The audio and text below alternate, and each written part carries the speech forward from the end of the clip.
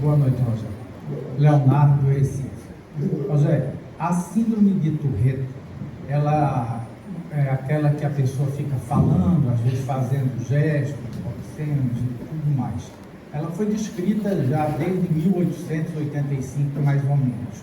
E como profissional de saúde, eu sei que a gente não tem muito o que fazer. Mas de um tempo para cá, tem surgido em consultório pessoas desesperadas e na angústia e na vontade de ajudar, principalmente porque tem trazido para a gente que as pessoas têm tido comportamentos muito agressivos. E numa condição quase de desespero, eu cheguei a recomendar aquela isca, que é o mel, a água e a manteiga. E nós, pelo menos em 3 casos, de forma significativa, e eu sei como profissional de saúde que não teria resposta para isso, ameniza, mas não teria resposta, nós tivemos respostas extraordinárias, da pessoa começar a regredir 2 dias depois que a gente colocou a isca, né? E eu fiquei, ao mesmo tempo, sem querer fazer ciência com 3, 4 casos, eu fiquei muito impressionado e com vontade de ir adiante. Eu queria saber se você tem alguma tese com relação a isso, especificamente sobre essa condição da violência na síndrome de Tourette.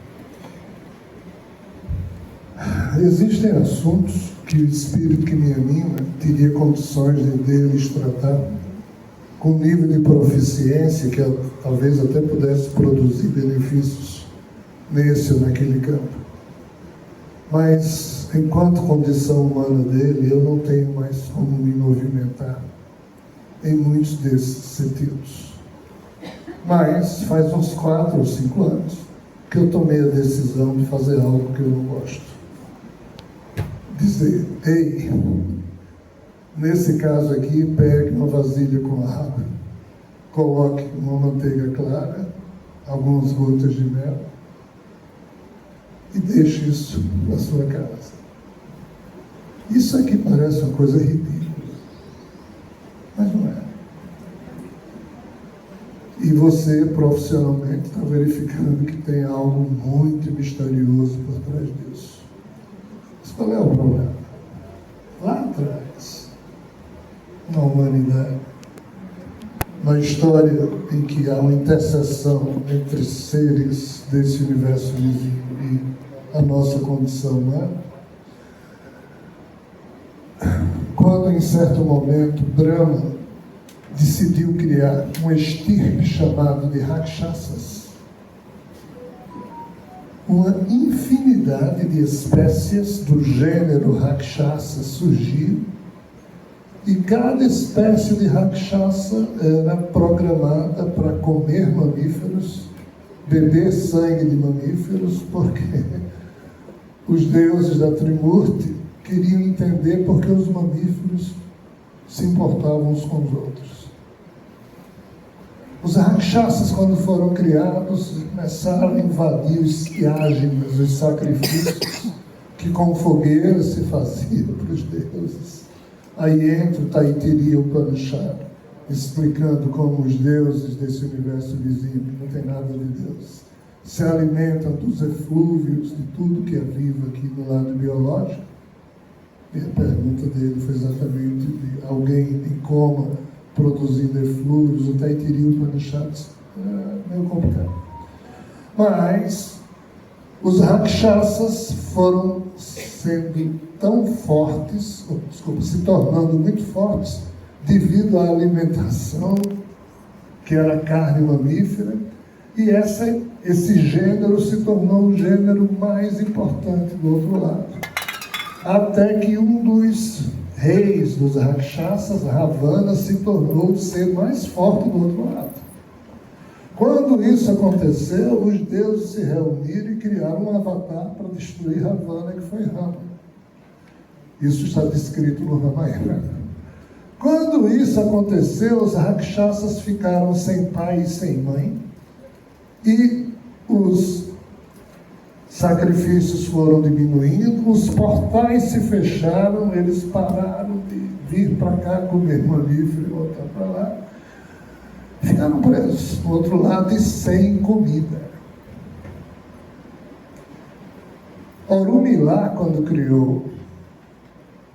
quando atualizou os Vedas, que nada mais são do que ritos sacrificiais para alimentar esses seres, tentou atenuar essa questão, mas não se resolveu.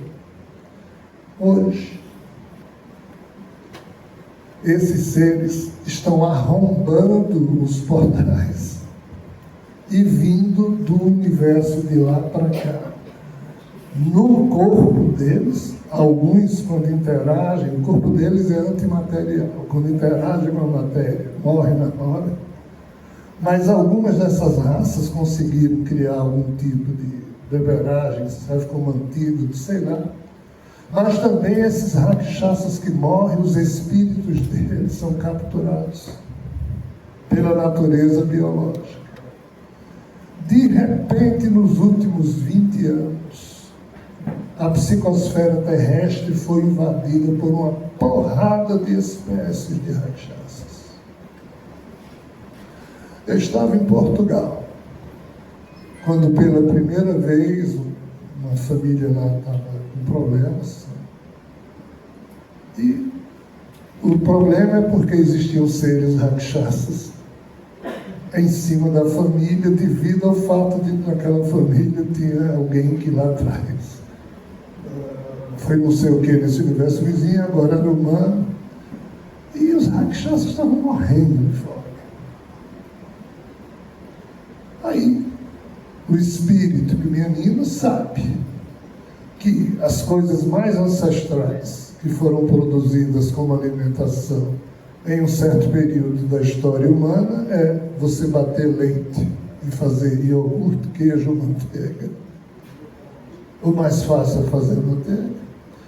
E o mel que as abelhas produzem, e a água que já existe. E isso era um alimento, do jeito que um ser biológico, quando nasce, mamífero, mama leite materno, a turma desse universo começou a se acostumar a ter nessa postura água, um pouco de manteiga clarificada e algumas gotas de mel. Uma espécie de leite materno. E, assim, eu sabia disso, porque o espírito me anima e o eu mental, a gente tem ponte, então, diante do sofrimento lá de uma família, eu disse, olha, faça isso, para ver se esses seres saem de cima de uma criança. O problema era uma criança. Eu só me envolvi porque era uma criança. E eles fizeram, e o problema da criança se acabou em 24 horas. Acabou. Eu digo, aí chequei, espírito, chequei do meu modo, vi que era procedente. Aí, para minha surpresa, comecei a ver a espiritualidade me empurrando, várias pessoas. Onde eu chegava para dar palestra, era alguém desesperado e os espíritos sinalizando para eu, porque é barato, todo mundo pode fazer. Eu disse, rapaz, eu não vou virar, eu vou montar uma banquinha para dar receita agora, não é essa a minha função. Mas comecei a dizer a algumas pessoas que me procuravam, como você, o que é que a gente pode fazer? Eu digo, é isso aqui. E o pior, é impressionante. Mas em relação às síndromes, algumas síndromes que os humanos sentem é porque seres desse universo, não é só rakshasa, se tornam encosto. Não são espíritos desencarnados humanos, são seres do universo vizinho que se sobrepõem e criam alterações cromossômicas, genômicas. Então, assim, na hora que você consegue fazer com que no lugar onde a pessoa que sofre determinada síndrome, alguém faça isso,